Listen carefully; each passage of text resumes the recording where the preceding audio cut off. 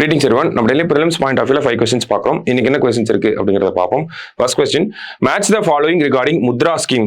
அதாவது முத்ரா திட்டம் தொடர்பாக பின்வருவனவற்றை பொருத்தவும் அப்படின்னு சொல்லியிருக்காங்க. முத்ரா திட்டம் பொறுத்த வரைக்கும் பார்த்தோம்னா நமக்கு 8 ஏப்ரல் 2015ல வந்திருக்கும் இந்த திட்டம். ஓகேவா?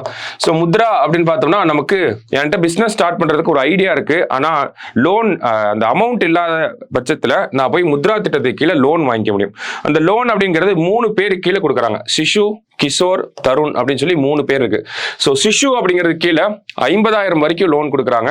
கிஷோர் அப்படிங்கிறது 50,000 5 லட்சம் வரைக்கும். தருண் அப்படிங்கிறது பார்த்தோம்னா 5 லட்சத்திலிருந்து 10 லட்சம் வரைக்கும் நமக்கு லோன் தராங்க. ஓகேவா? ஸோ 3மே நமக்கு கரெக்டாக தான் மேட்ச் ஆயிருக்கு இந்த கொஸ்டினை பொறுத்த வரைக்கும். ஆனால் அடிக்கடி முக்கியமா இருக்கக்கூடிய ஒரு விஷயம். ஓகேவா? சோ 1 2 3 அப்படிங்கிறது தான் கரெக்ட். நேத்து பட்ஜெட்ல என்ன சொல்லியிருக்காங்க அப்படின்னு பார்த்தோம்னா இந்த முத்ரா திட்டத்துக்கு கீழே நம்ம பாக்குறோம் 10 லட்சம் ரூபாய் அப்படிங்கிறதா மேக்சிமம் லிமிட்டா இருக்கு. இந்த 10 லட்சம் ரூபாய் அப்படிங்கிற மேக்சிமம் லிமிட்டை 20 லட்சம் சொல்லி இன்க்ரீஸ் பண்ணிருக்காங்க. சோ இது ஒரு முக்கியமான விஷயம். ஓகேவா? முத்ரா திட்டத்துக்கு கீழே மேக்சிமமா நம்மளால எவ்வளவு லோன் வாங்க முடியும் அப்படின்னா 20 லட்சம் ரூபாய் வரைக்கும் நம்மளால லோன் வாங்க முடியும். சரியா? அடுத்தது, consider the following statements about angel tax அப்படின்னு கொடுத்திருக்காங்க. It was introduced in 2012, a tax on investors who invest in startups அப்படின்னு கொடுத்திருக்காங்க. ஏஞ்சல் வரி பற்றிய பின்வரும் கூற்றுகளை கவனியுங்கள் அப்படின்னு கொடுத்திருக்காங்க. இது 2012 அறிமுகப்படுத்தப்பட்டது. கரெக்ட் தான். 2012 தான் இன்ட்ரடியூஸ் பண்ணிருப்பாங்க. ஸோ ஏஞ்சல் டாக்ஸ்னா என்ன அப்படின்னா இந்த ஸ்டார்ட் அப்ஸ் இருக்கு இல்லையா, ஸ்டார்ட் அப்ஸ் மேல இன்வெஸ்ட் பண்ணக்கூடியவங்களுக்கு போடக்கூடிய வரி. அதுதான் புத்தாக்க நிறுவனங்களில் முதலீடு செய்பவர்களுக்கு விதிக்கப்படும் வரி அப்படின்னு சொல்லியிருக்காங்க. புத்தாக்க நிறுவனங்கள்னா ஸ்டார்ட் அப்ஸ் மேல முதலீடு செய்கிறவங்களுக்கு விதிக்கக்கூடிய வரியை தான் நம்ம ஏஞ்சல் டாக்ஸ் அப்படின்னு சொல்றோம். ஸோ 2012 வந்திருக்கும். சரியா? ரெண்டுமே கரெக்ட் ஸ்டேட்மெண்ட் தான். என்ன ஒரு பின்னணியில பாக்குறோம் அப்படின்னா 2024 பட்ஜெட்ல இந்தியாவில் ஏஞ்சல் டாக்ஸ் அப்படிங்கறத கேன்சல் பண்ணிட்டாங்க. ஓகேவா? இந்த ஏஞ்சல் டாக்ஸ் அப்படிங்கறத கேன்சல் பண்ணிட்டாங்க. சோ அந்த ஒரு பின்னணியில தான் நம்ம பாக்குறோம். இப்போ நமக்கு ஏஞ்சல் டாக்ஸ் அப்படிங்கிறது கிடையாது. ஓகேவா? சோ ரெண்டுமே சரி.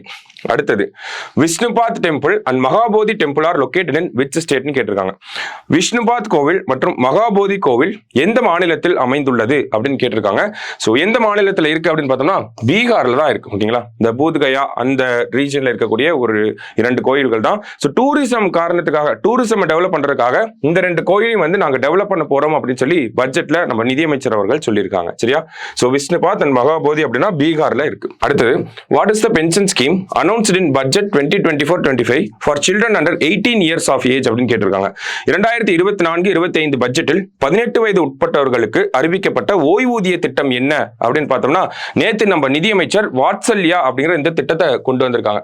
அதாவது 18 இயர்ஸ்க்குள்ள இருக்கக்கூடிய சில்ட்ரனோட பேரண்ட்ஸ் இல்ல கார்டியன்ஸ்லாம் அவங்க குழந்தைகள் பேர்ல ஒரு பென்ஷன் ஸ்கீம் அதை வந்து கொண்டு வந்துக்கலாம் அப்படின்னு சொல்லி சொல்றதுதான் இந்த வாத்சல்யா அப்படிங்கிற திட்டம். சரிங்களா?